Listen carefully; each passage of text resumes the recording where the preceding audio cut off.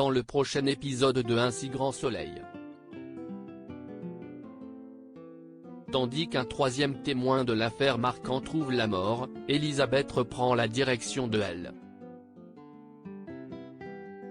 Cosmétique. Attention, les paragraphes qui suivent contiennent des spoilers sur l'épisode d'Un si grand soleil diffusé demain soir sur France 2. Si vous ne voulez rien savoir, ne lisez pas ce qui suit. Mardi 3 août 2021 dans Un si grand soleil. Un troisième témoin de l'affaire Marcan trouve la morte au poste. Marilyn fait part à Alex de ses craintes concernant les lettres de menaces reçues par plusieurs témoins de l'affaire Lila Marcan. Alors qu'elle cherche à comprendre pourquoi la police ne fait rien pour identifier le corbeau, Alex signale que seul le parquet est habilité à décider d'ouvrir ou non une enquête. À plusieurs kilomètres de là, Colette Janton s'inquiète de voir son mari partir à la chasse sachant que de nombreux témoins de l'affaire Marcan ont perdu la vie. Malgré tout, Bernard n'a aucune envie de céder à la peur et quitte le domicile familial. Lorsqu'il déjeune par la suite sous un arbre au milieu de la forêt, un individu vient à sa rencontre. Quelques instants après, un coup de feu retentit. Plus tard, Colette, terrifiée de n'avoir aucune nouvelle de son mari, appelle la police mais Élise lui répond qu'elle ne peut rien faire pour le moment. Prévenus par Marilyn de la situation, Hakim et Alex se rendent aux étangs de Brichet. Si les policiers espèrent retrouver Bernard sain et sauf, ce dernier a malheureusement perdu la vie d'une balle en plein cœur. Elisabeth reprend la direction d'EL.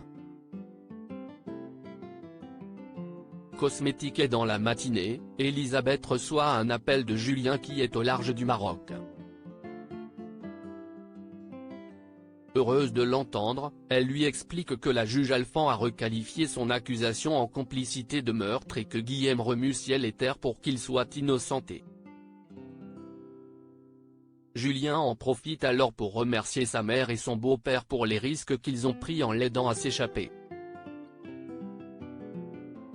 Avant qu'il ne raccroche, Elisabeth lui demande de prendre soin de lui et de garder espoir, certaine qu'un jour il pourra revenir à Montpellier. De leur côté, les employés de Elle.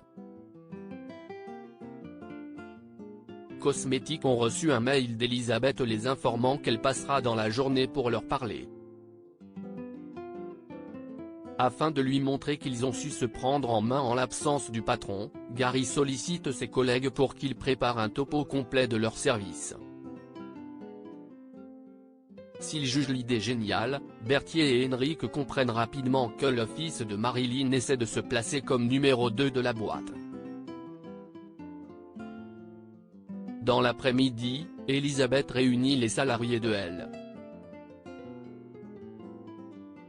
Cosmétique et indique qu'elle reprend la direction de l'entreprise par intérim jusqu'au retour de son fils.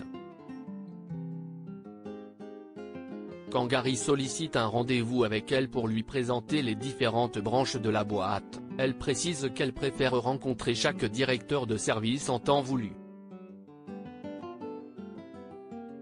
Pour rassurer sa nouvelle équipe, Elisabeth raconte plus tard à Myriam que sa présence n'est que temporaire. Dans la mesure où il ne sera pas facile pour elle de gérer cette crise si les employés ne lui font pas confiance, la femme d'affaires a besoin d'une alliée. Ayant toute confiance en Myriam, Elisabeth lui laisse entendre qu'elle a un grand avenir au sein de l'entreprise. En parallèle, Johanna se confie à Sabine sur son envie de monter son propre cabinet d'avocat. Tandis qu'elle a peur d'avoir fait une bêtise en quittant son oncle, Sabine l'assure du contraire et l'encourage à foncer. En fin de journée, Myriam et Claire se rendent chez Violette, une dame âgée en fin de vie dont l'infirmière s'occupe.